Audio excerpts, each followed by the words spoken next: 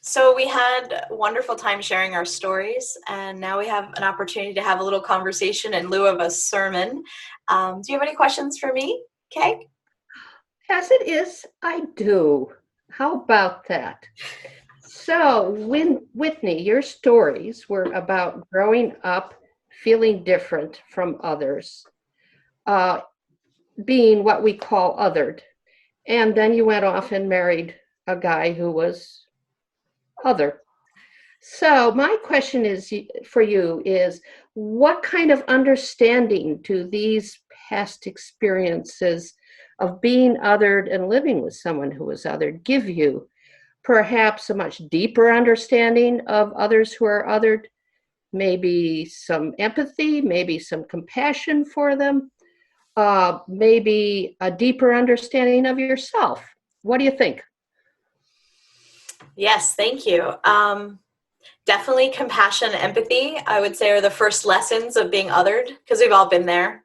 Mm-hmm. We've all been part of a group that's been made to feel less than, or excluded, or isolated. So we've all felt that pain. And I think that empathy is the foundation for wanting to know others better and to want to understand other people's pains, other groups, other categories. Mm-hmm. That really inspired me as a child and as a young adult to connect with people who were racially other.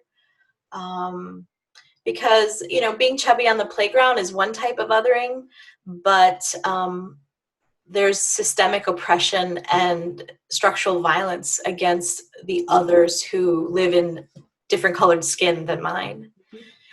So I think my experiences gave me a desire to speak out for myself and on behalf of others who I felt were silenced or invisible or made to feel marginalized.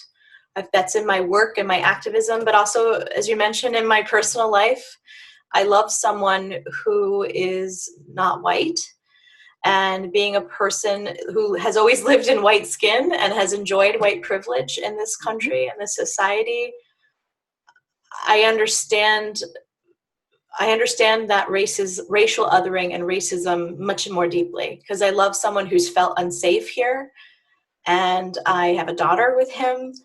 And so I've been able to really learn more about othering and power systems that institutionalize that. Mm-hmm. So it's been a personal and internal journey, as well as a journey of living in the world as an activist and ally. So I have a question about privilege, since that came up for you. We both acknowledge white privilege shapes our lives as white women living in America. I'm curious, Kay, what kind of advantages does that privilege offer you in your experience?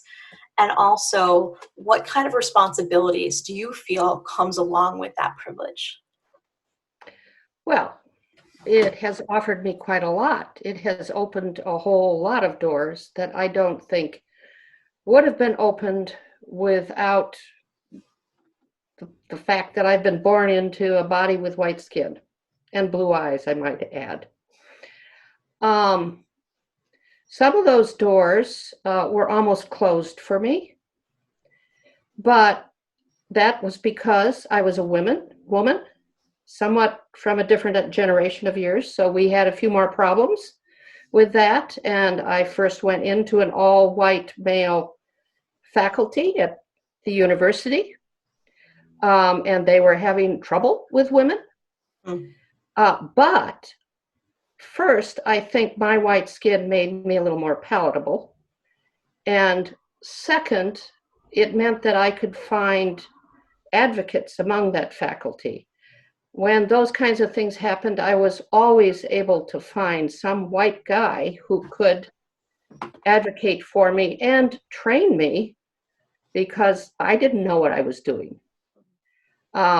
So, I mean, yeah, it's been a big help. But along with being helped comes responsibility to help others. It's no good just living your life the way you want to and ignoring the fact that you've been helped a lot along the way. You also need to help others. In a democracy,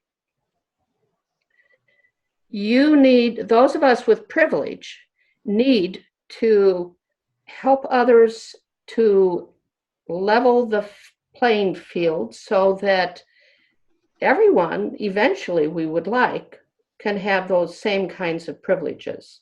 Mm-hmm. I took that sense of responsibility toward equity and justice into the university with me. And one of the things was that I helped diversify the department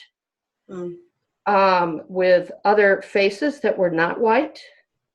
And I know for a fact that they had a worse time getting tenured than I did. So, the white skin helped. Mm-hmm. But also I took it into my teaching, using that as a form of activism. Mm-hmm. Fortunately, I got a job in a large institution, university in Chicago, with a mission to those who are disadvantaged, the urban poor. And I took that activism into the classroom by pushing the students to think about others that were different from themselves in different ways from what they've normally thought, to explore their own feelings and ideas in ways that maybe would suggest they haven't quite got it down yet. And then to ultimately, with hope, my hope anyway, gain a sense of responsibility to go out into the world and fight for equity and justice. And some did. Joy of choice. So we must, are we about? Well, I think we're kind of coming close to the end of our time, but I just want to affirm and acknowledge that as an educator, I too find a lot of my activism is in the classroom. And I really appreciate what you had to say about helping students reflect on their own self and do that inner work before kind of going into the world to understand difference and power. Because really, I think what I teach is how to question authority and question evidence and question people's arguments for why they hold power and why some shouldn't. So it's really powerful to be an activist and an ally, and some would say an accomplice as an educator. So I'm so glad we've had those opportunities to do that. Yeah, I always thought I was a bit of an accomplice. No, I think but good trouble. What? I said good trouble. We only cause good trouble, right, Ken? Only good trouble. That's right. Only good. All right. I think we're finished here, but we have a Zoom chat room afterwards, don't we? Yes. So if anyone has a question or something to talk about, please come join us. Come join us. Okay. Thanks.